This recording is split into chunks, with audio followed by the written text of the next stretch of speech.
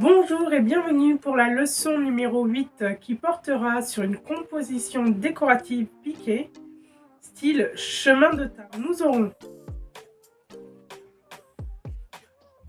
quelques hortensias bleues, une poignée de rose parme, une poignée d'œillets roses et rose parme, quelques pavots argentés, de la rose branchue rose, du limonium violet et nos stars, de la belle scabieuse violet pourpre.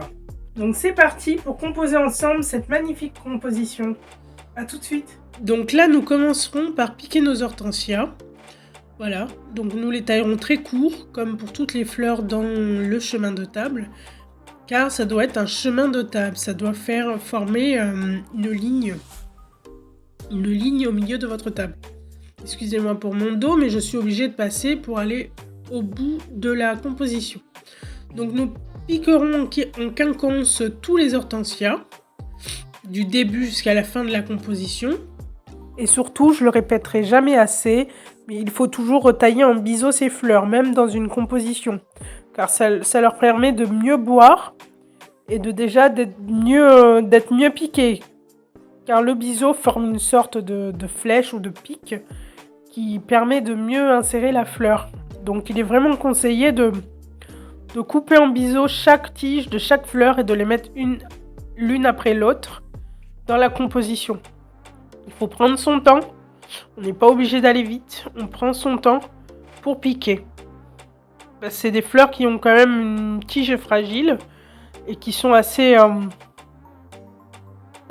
fragiles, donc il faut y aller doucement. Bien veiller à son placement. En quinconce, ou si on décide de faire de la symétrie, on fait de la symétrie.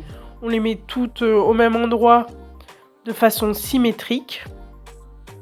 Si vous choisissez la symétrie, moi j'ai choisi la symétrie. Donc voilà. Donc il est important de piquer avec un biseau. Aussi vous pouvez, retailler votre hortensia en petits bouquets et les piquer un à un. C'est vrai que mes hortensias étaient gros. Donc il est possible donc de le couper en deux, de couper quelques brins de chaque hortensia, des fleurs d'hortensia, et de les piquer une à une dans la composition. Comme ça donne un effet de plus de fleurs, voilà.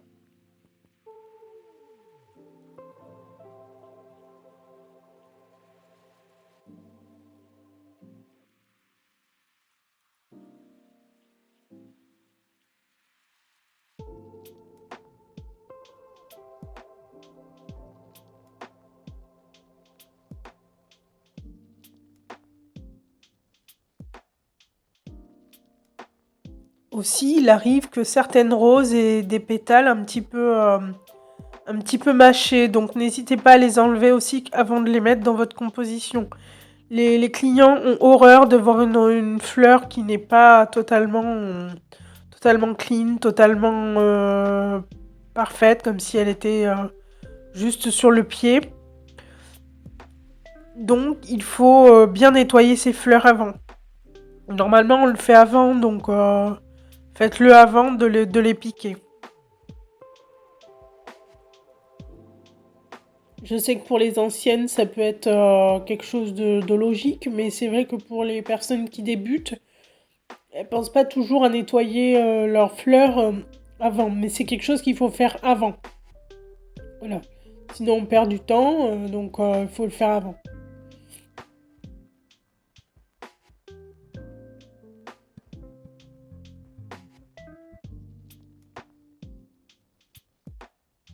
Aussi, il faut penser à la forme que l'on fait. Le principe d'une composition florale, en fait, c'est simple, c'est un ensemble. Il faut voir la composition florale juste qui rentre dans une forme.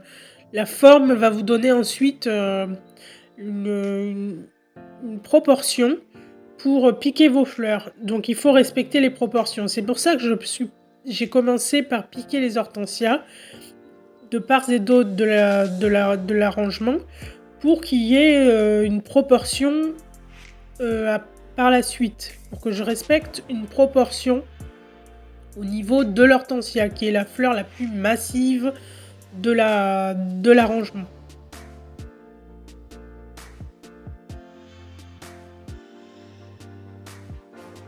Donc quand on parle des proportions, on parle de la taille.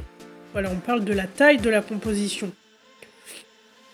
Donc on respecte la taille de la composition et le sens aussi des fleurs. Faut prendre la composition avec un axe de symétrie. L'axe de symétrie qui va être la composition est horizontale. L'axe de symétrie, il faut le voir là, en plein milieu, mais qui part de gauche à droite. Donc il va falloir piquer les fleurs comme si elles partaient du côté droit, du côté droit de la composition, de l'axe de symétrie, et les fleurs partent du côté gauche de l'axe de symétrie. Voilà, il faut voir les choses comme ça. Les fleurs, c'est comme si les fleurs poussaient sur un petit parterre et elles ont un sens. Elles ont un sens que nous, on leur donne en tant que fleuristes. Alors c'est vous qui maîtrisez là le sens de la fleur. Voilà, c'est pas comme dans la nature où on ne dirige pas. Là, le fleuriste, il maîtrise, disons, la direction de sa fleur. On ne pique pas n'importe comment sa fleur, on la pique avec un sens. Les fleurs ont un sens quand on les pique. Même si la tige est arquée, comme là par exemple elle était un peu arquée, je m'adapte à l'arc de la tige et je la pique à l'endroit exact où j'ai envie et dans le sens exact où ça conviendra mieux, quoi, voilà, où ça ira mieux. Il faut que les fleurs aient un sens.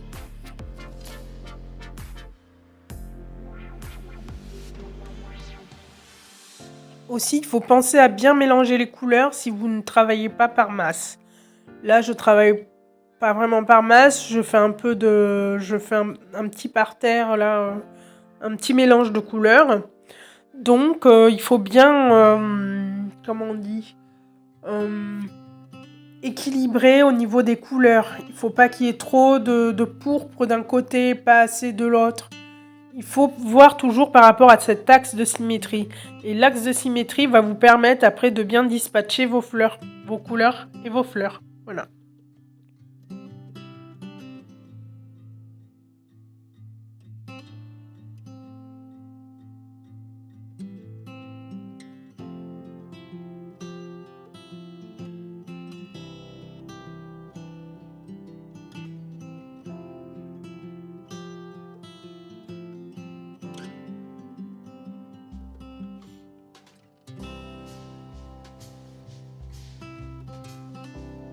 Donc là, je pars sur de la rose branchue. Je vais les piquer une à une. C'est pour ça que je me permets de les enlever. De les enlever du pied. Car vu que c'est des grosses ramifications, il est préférable parfois de les prendre une à une et de les piquer une à une comme ça.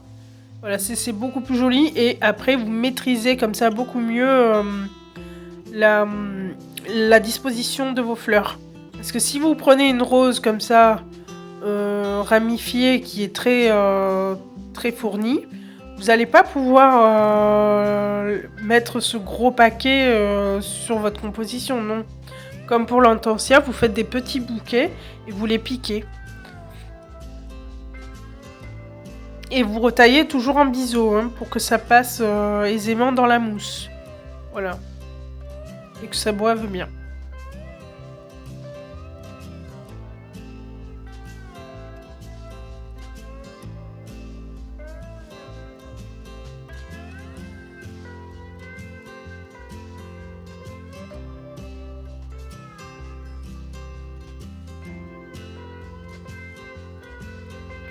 Donc là, j'ai décidé de déstructurer mon hortensia, c'est-à-dire de le mettre en petits bouquets et de les piquer un à un après dans ma composition. Voilà, ça permet d'avoir une maîtrise justement sur la taille de sa fleur, parce que l'hortensia était très massif, donc ça aurait déséquilibré ma composition. Voilà.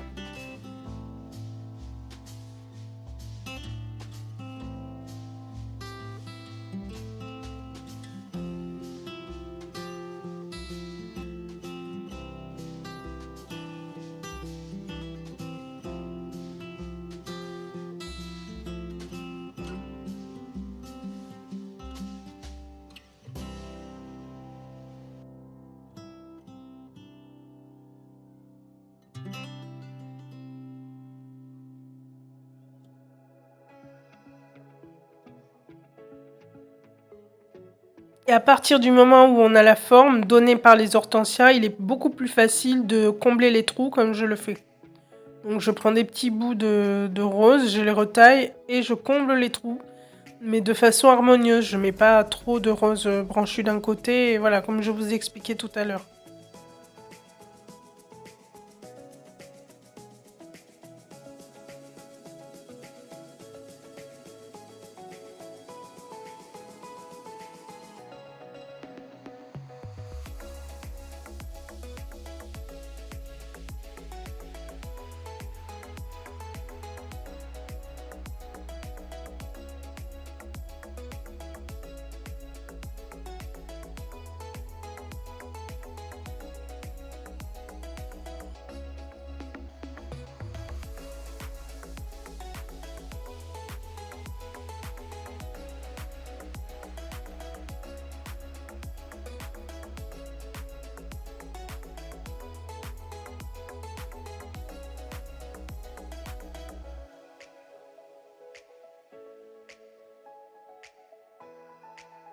Donc là, je commence à piquer les limoniums qui sortiront, eux, de la forme, c'est-à-dire qui sortiront un petit peu de la composition.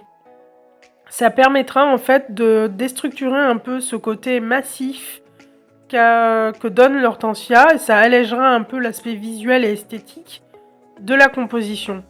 Donc c'est bien d'avoir des petits éléments comme ça, c'est un petit rien, mais ça donne un nouvel aspect esthétique à une composition. Rien que des petites fleurs comme ça donne un petit côté flou. Et ça équilibre un peu le tout, quoi. Donc c'est pour ça, comme je vous l'ai dit en début de cours, qu'il faut toujours garder les petits bouts de feuillage ou de fleurs qui sont cassés ou dont on ne se sert pas. Car ça permet comme ça de rajouter des petits éléments dans une composition. Et de faire des économies aussi, parce que les fleurs, c'est quand même un luxe. Donc il faut économiser son feuillage, il faut économiser ses fleurs. Il faut faire des belles choses, bien sûr, si c'est frais. Hein. Si ce n'est pas frais, il ne faut pas le mettre. Hein. Mais voilà. Il faut bien penser à mettre de côté les petites chutes. On appelle ça les chutes.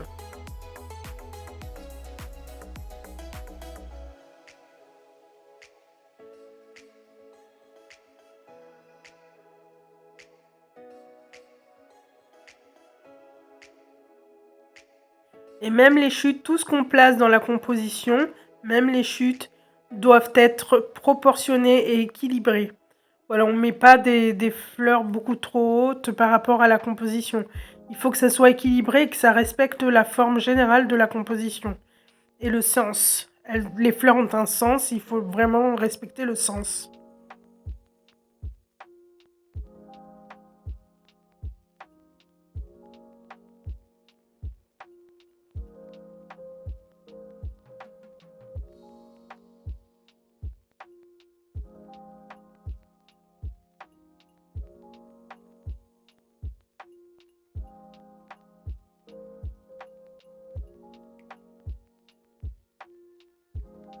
Donc là, je mets les pavots qui seront l'élément un petit peu décoratif de ma composition. Car on peut ajouter des petits éléments comme ça qui sortent de la forme, qui soient un peu insolites au niveau de la couleur, voilà. Mais qui est quand même une harmonie qui se crée. Là, je suis dans des couleurs plutôt froides. Donc j'ai rajouté une couleur argentée, voilà, quelque chose qui rappelle la lune. Voilà. On arrive donc à la fin de cette composition. J'espère que vous avez apprécié ce cours. Donc voilà, passons maintenant au module numéro 12 qui portera sur les différents emballages des bouquets. Je vous dis à tout de suite. Bon visionnage.